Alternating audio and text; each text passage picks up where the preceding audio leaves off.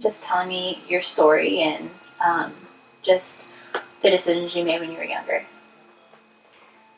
Well, in my 20s, I actually just younger than that, coming from a broken home and being molested really young, being raped, you really don't get away from all those feelings and those negative feelings. So once you have encountered being molested and being raped, either you are going to see sex in a positive way, the way God intended it, or you're going to see it in a negative way.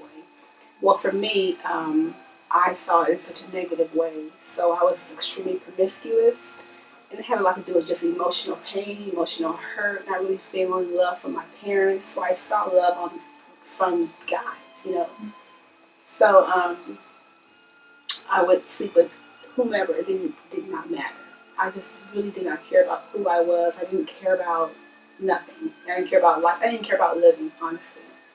So I would end up pregnant, and being young and not loving myself first, I didn't even care about that baby, and I never even saw that baby as a life, never, because during those times, that's when it was just called a blob. So that's what I stuck with. It just being a blob, not really being a person, not being anything. So I just took it as trash, and I just got rid of it as if it were a piece of trash, just throwing trash in the trash can. That's what happened. So I began to have abortions, and one abortion led to another abortion. So then it led to 7 abortions, and still being very promiscuous. I just didn't even care. Just did not care. And today, being 50 years of age, I finally care.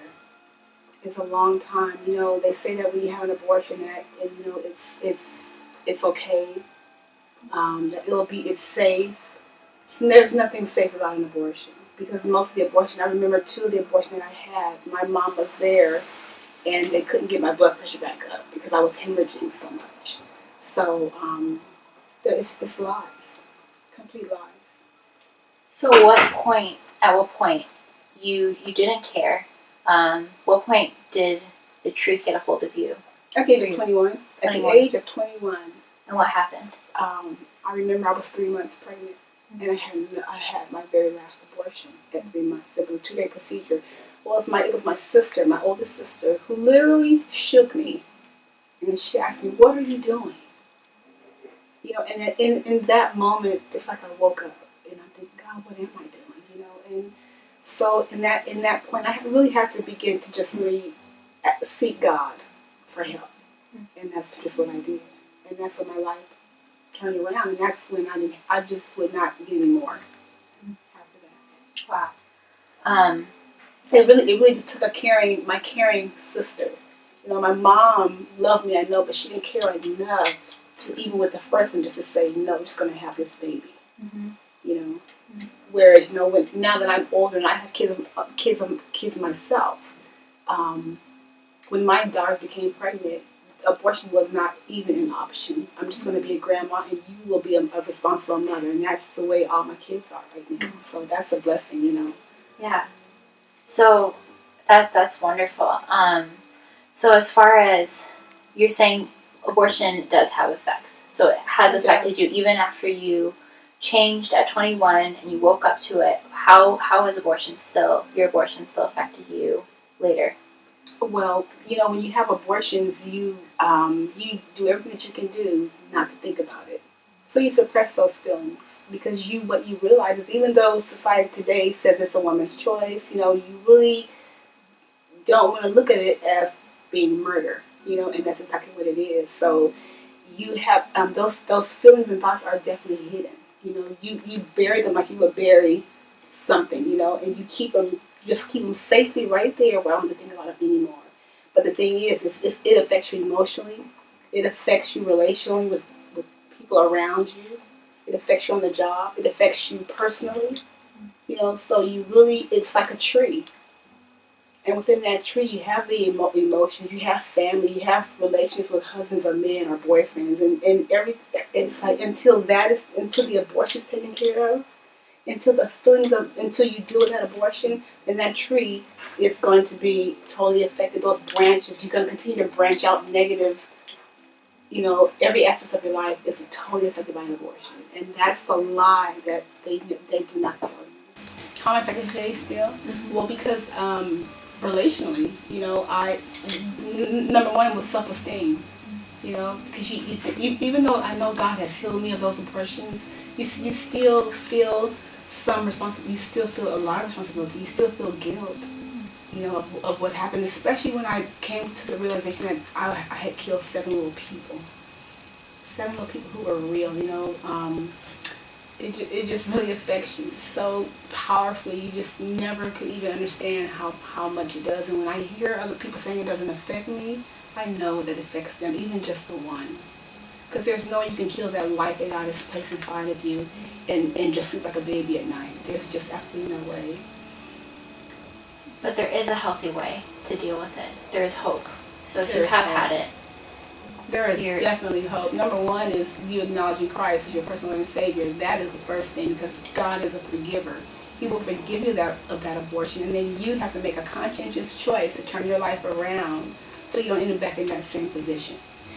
But then also, there's programs out there. There's an amazing program called Rachel's Vineyard, and you can go there and you can be around other women that have experienced the same thing that you have and have done abortions, maybe 1 to even 15, and they're all there for the same common goal, and you can just receive love and spiritual. It's a spiritual encounter, and it's between you and God. It is just amazing. So there is such healing. There's hope. You can have an abortion, go through forgiveness, and then have a tomorrow. Definitely. So you're living in the tomorrow. Oh, I'm definitely living in a tomorrow, because there was a point in time where I couldn't tell anyone this story. Whereas today I'm totally free. You're free, and that's a beautiful place to be. I'm totally free, so I'm able to share with people. Being here at First Choice and serving, being an advocate to the young girls that come in every day, I share different aspects of my life, and it changes their lives. But where they make a choice from being an abortion-minded young woman to carrying that baby, or even like thinking of carrying versus just I'm going to have an abortion. That's it. Right. So how have you been able? You kind of said that you've been able to use your story to help others now. And so if someone is going through or has gone through this, they still have hope. They still can live in tomorrow, and they can help other women. And you've been able to do that. And you're one of the most passionate pro-life people I know. So when did you start working at First Choice? I've been here at First Choice since June of this year. After leaving another job, I believe the Lord closed that door for me just to be here, because my purpose has always been to work with women. And I never knew what capacity, but I know that it's with abortion, and to help young women know that abortion should never be your first choice. There are alternatives to other than abortion, and it's just amazing being here, working here, and seeing, being a part of changing young ladies' lives through telling them the truth, and by me being very transparent, which normally I am not like that. But when it comes to this, the Holy Spirit just comes over me and tells me things to say per client. So every person I talk to is, because they're all different, they all have a different story. Somehow my life always is able to just share, either they were on welfare, they were homeless, they've been in abusive relationships with men, coming from broken homes, being in battered situations, somehow my life is able to help them to understand that I don't have to get an abortion for this reason, because Toya was in the same situation. She made a change for the better. And God works it all out. God has a plan. He has a purpose, and abortion is not it. It is just not it, even though people say that it is it. Right. Yeah. Well, thank you for being so transparent right now. If there was one thing you would tell a woman that is either thinking about it or has gone through it, what would you give her? Just as a one piece of advice, if someone came to me and said, what should I do, or what should I do now that I've done this, what would you say? Well, I would just let her know that, you know, that if God purposed you with that baby, if He placed that baby inside of you, then He trusts you enough to carry that baby. And that baby has a purpose. And that purpose is not death, that purpose is life. No matter what excuses you have, God is such a great God, He's such a big God. He can make anything happen that seems unbelievable. Yeah. Definitely. Wonderful. Well, thank you so much You're and for just welcome. being so open, and yeah, I just love what you do here. Thank you. I love it here. Oh, First Choice is the best. Yes, and plus, you know, there's such a covering and anointing here at First Choice that I definitely know is present. Yeah, we Yeah. see it. It's great. Yeah. Well, thank you.